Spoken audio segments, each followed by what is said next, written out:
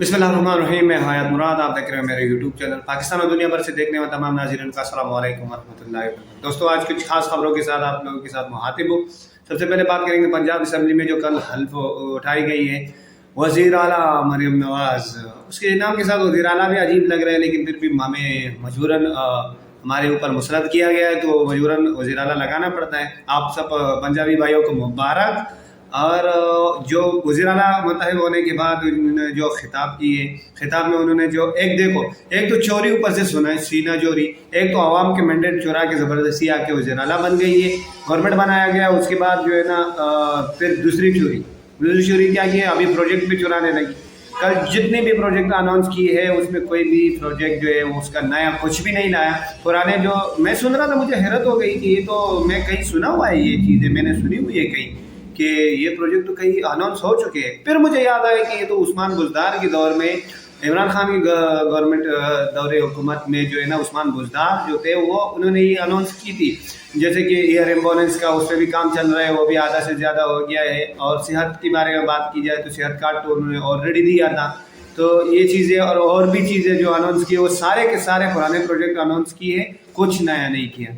अच्छा, एक वीडियो भी आई है, ये आती है असम्बली में आके वो जो गुलामजारी है उसे गुलामजारी कहेंगे, क्योंकि गुलामजारी इसलिए कहेंगे, पहले तो उस पर तरस आ रहा था, लेकिन जब उन्होंने वजाहत की है जो गुलामी अपनाई है उस औरत ने, तो उसको कहेंगे तेल वाली आंटी।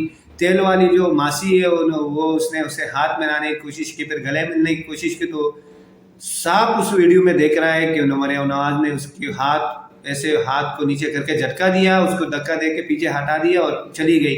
फिर वो जो तेल वाली मासी वो आती है, वजाहत करता है, और वजाहत करने में वो कहते हैं कि मैं वहाँ नाश्ता कर रही थी, मेरे हाथ ऑयली थे, मैं हलवा पूरी ऐसे कुछ खा रही थी, मेरे हाथ में ऑयल लगे हुए थे, इसलिए मैंने खुद उससे कहा, उसके कपड़े बचाने के लिए कि गंदा ना हो जाए, मैंने खुद अपना हाथ पीछे कर लिया। ऐसा कुछ भी नहीं है, ये आवाम को बेवकूफ़ मत समझो, पूरी दुनिया ने देखी है कि क्या हुआ था।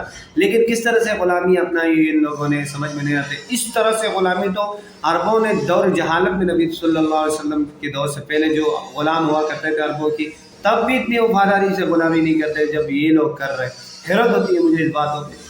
दूसरी बात, लाहौर हाई कोर्ट से जो है ना इमरान खान को जो बड़ी रिलीफ मिली है, पहली समाअत हुई है, और काला जो इन्होंने अपील दायर की थी, काला जो सजाएं हुई है 10 साल 12 साल 14 साल, उसको कालदम करार देने के, तो उस पर उसकी पहली समाअत हुई है। और उसमें जो है ना तोशाखाना केस में जो है ना उसने अदालत ने उसको नोटिस भेजा है नेब को, और जो साइफर केस है वो जो है ना FBI को नोटिस भेजा गया है।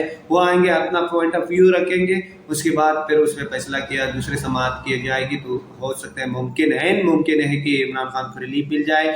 तो ये भी एक खबर थी जो आप लोगों के साथ शेयर की। और अलवी साहब डट गए हैं, अलवी साहब के बारे में बात करेंगे, वो डट गए हैं और उन्होंने कहा है कि अधूरी जो असम्बली है, सीटें अभी पूरी नहीं हुई है, और वहाँ से इलेक्शन कमीशन जो है ना जो महसूस नशिस्तें है उसमें दे नहीं रहे, तो सबको मालूम है तो देंगे ही नहीं। लेकिन फिर भी गौहर अली खान साहब और जो सुन्नी इत्तेहाद की जो क़यादत है वो वहाँ पे उसने केस दायर की है, वो उसको उम्मीद है कि वो मिल सकती है। लेकिन इलेक्शन कमीशन से तो उम्मीद नहीं की जा सकती है, लेकिन कानून के दायरे में आके अगर कुछ कानून में हो सकता है तो हो सकता है कि उसके महसूस नशिस्तें मिले। तब तक जब तक वो सही कह रहे हैं कि जब तक महसूस नशिस्तें ना हो, असम्बली अधूरी हो, तो कैसे इजलास बुला सकते हैं। तो उसने असम्बली को रिजेक्ट कर दिया है। तो ये थी आज की कुछ खास खबरें जो आप लोगों के साथ शेयर की। उम्मीद करता हूँ वीडियो पसंद आई होगी।